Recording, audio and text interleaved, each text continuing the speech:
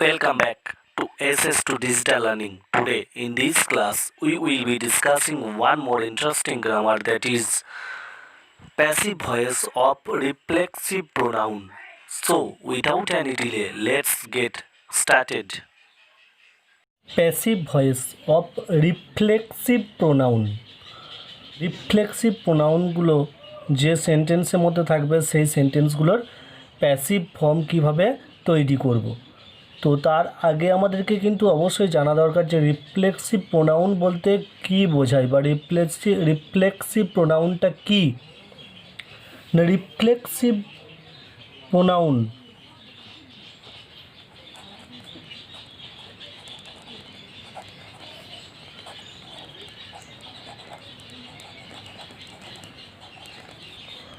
কথাটা এসেছে কোথা থেকে? না, রিফ্লেক্সিভ প্রোনাউন কথাটা এসেছে রিফ্লেক্ট। রিফ্লেক্ট মানে কি? না, রিফ্লেক্ট মানে হচ্ছে যে যেটা করা হবে সেটার ফিডব্যাক পাওয়া। যেমন তুমি যদি আয়নার সামনে দাঁড়াও, তো আয়নার সামনে দাঁড়িয়ে কি হয় না, যেমন অ্যাক্টিং করবে বা যেটা সামনে ধরবে সেটাই দেখতে পাওয়া যাবে। তো ঠিক সেরকম রিফ্লেক্সিভ প্রোনাউন যে সেন্টেন্সগুলোর মধ্যে বসবে সেই সেন্টেন্সে কী হবে, নিজেই নিজের কাজটাকে করবে বা নিজের দিকেই হিট করা হবে। তো এখানে দেখো একটা বাংলায় লেখা আছে, সাবজেক্ট বা কর্তার দ্বারা কোনো কাজ ভার্ব যখন নিজেকেই হিট করে বা নিজের কাছে আসে তখন তাকে বলা হয় রিফ্লেক্সিভ প্রোনাউন। অর্থাৎ যে সাবজেক্ট, একটা সেন্টেন্সের যে সাবজেক্ট, সেই সাবজেক্টটা যে ভাবটা করে সেটা তার নিজের দিকেই রিফ্লেক্ট হয় বা সেটা তার নিজেকেই হিট করে বা তার সম্পর্কেই বলা হয়। তো সেই সেন্টেন্সগুলোকে বা সেই প্রোনাউনগুলোকে বলা হচ্ছে রিফ্লেক্সিভ প্রোনাউন। তো এই রিফ্লেক্সিভ প্রোনাউনে আমরা কি ব্যবহার করি না, রিফ্লেক্সিভ প্রোনাউনে সাবজেক্ট সিঙ্গুলার হলে সেলফ ব্যবহার করব এবং সাবজেক্ট যদি প্লুরাল হয় তখন সেখানে সেলফস ব্যবহার করব। ওকে, তো এক্সাম্পল দেখি, তাহলে ব্যাপারটা ক্লিয়ার হয়ে যাবে। তো রিফ্লেক্সিভ প্রোনাউনযুক্ত সেন্টেন্সের এক্সাম্পল দেওয়া হলো, হি হিট হিমসেলফ। তো এই সেন্টেন্সে দেখো কী ব্যবহার করেছি না, হিমসেলফ। এটা কি না, এটা হচ্ছে একটা রিফ্লেক্সিভ প্রোনাউন। তো এই সেন্টেন্সটা মিনিংটা কি না, হি হিট হিমসেলফ, সে নিজেকেই আঘাত করেছে, সে নিজেকেই আঘাত করছে। এই বাক্যের সাবজেক্টটাকে, এই বাক্যের সাবজেক্ট হচ্ছে হি প্রোনাউনটা। তাহলে হি কী করছে না, হি হিট হিমসেলফ, নিজেকেই আঘাত করছে, অর্থাৎ নিজের আঘাতটা নিজের ওপরে পড়ছে। তাহলে এই যে হিমসেলফ রিফ্লেক্সিভ প্রোনাউন, তার কাজটা কি বলেছিলাম না, রিফ্লেক্সিভ প্রোনাউনের কাজটাই হচ্ছে যে কাজটা করবে সাবজেক্টটা বা যে ভাবটা করবে সাবজেক্টটা, সেটা তার উপর হিট করবে বা নিজের কাছেই আসবে। তো এখানে দেখো ঠিক সেই মিনিংটা প্রকাশ করছে, হি হিট হিমসেলফ, মিনিং হচ্ছে সে নিজেকেই আঘাত করছে। এরপর এই ধরনের সেন্টেন্সগুলোকে আমরা যখন প্যাসিভ ফর্ম করব তখন তার রুলসটা কেমন বা কীভাবে করব।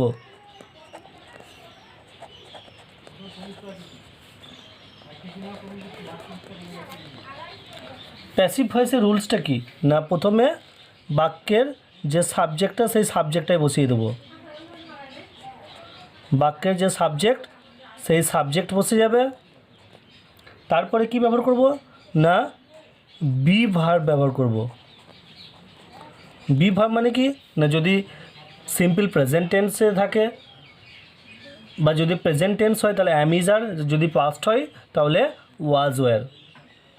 তারপর কি না, প্যাসিভ ফর্ম মানে হচ্ছে সবসময় ভার্বের ভি3 ফর্ম, তারপরে বাই, আর তারপরে হচ্ছে রিফ্লেক্সিভ প্রোনাউনটা।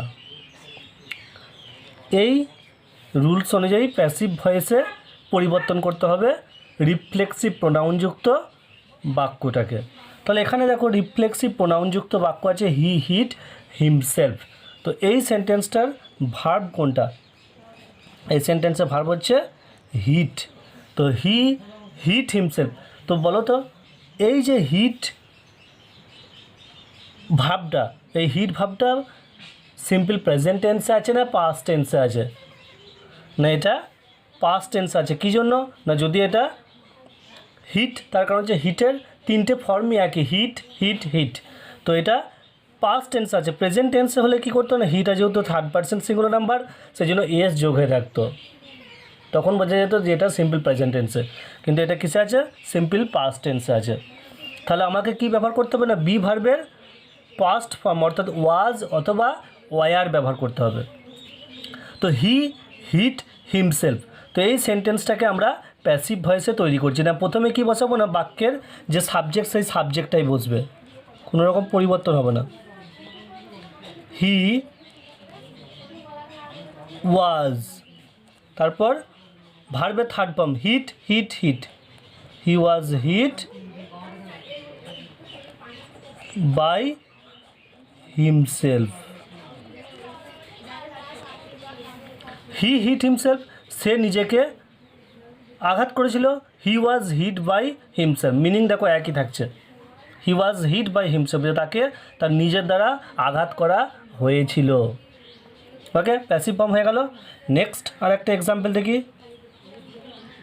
হি রুইন্ড হিমসেলফ। হি রুইন্ড হিমসেলফ মানে সে নিজেকে ধ্বংস করে দিয়েছিল, মানে সে নিজেকে ধ্বংস করে দিয়েছিল। তাহলে এটা কি হবে না, এটাও যে সে তার দ্বারাই নিজেকে ধ্বংস করা হয়েছিল। তাহলে he was ruined by himself. He was ruined by himself, যে তাকে তার নিজের দ্বারাই ধ্বংস করা হয়েছিল। নেক্সট আর একটা এক্সাম্পল দিয়ে, he did it himself. He did it himself. তো এই সেন্টেন্সে দেখো ডিড হচ্ছে মেন ভার্বের কাজ করছে, হি হচ্ছে সাবজেক্ট, এখানে দেখো একটা অবজেক্ট আছে ইট, আর রিফ্লেক্সিভ প্রোনাউন হচ্ছে হিমসেলফটা। হিমসেলফটা হচ্ছে রিফ্লেক্সিভ প্রোনাউন। তো এখানে অবজেক্ট আছে, বাকি যে আগের যে সেন্টেন্সগুলো দেখলাম সেখানে কোনো অবজেক্ট নেই। তাহলে এটা কীভাবে করবো না, অবজেক্ট কিন্তু আগে নিয়ে যেতে হবে, তবেই তো সাবজেক্টের কাজটা করবে। তার কারণ হচ্ছে প্যাসিভ ফর্ম মানে হচ্ছে অবজেক্টের প্রিফারেন্স বেশি থাকে। হি ডিড ইট হিমসেলফ, তাহলে এটা কী করবো না, এটা হচ্ছে যে এটা সে নিজেই করেছিল। তাহলে কী হবে,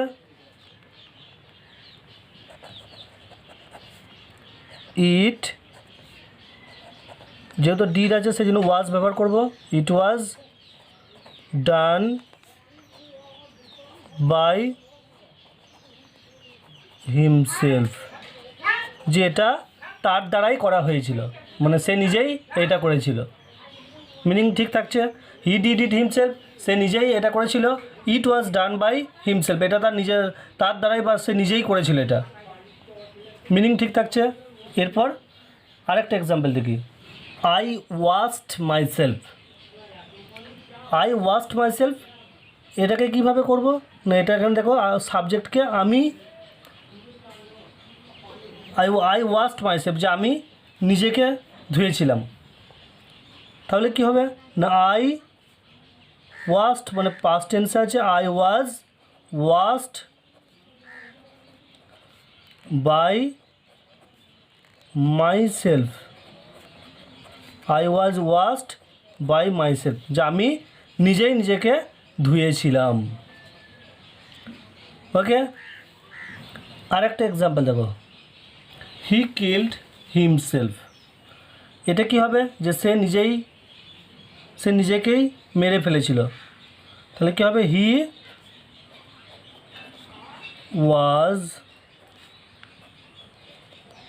killed by himself. He was killed by himself, সে নিজেই নিজেকে মেরেছিল।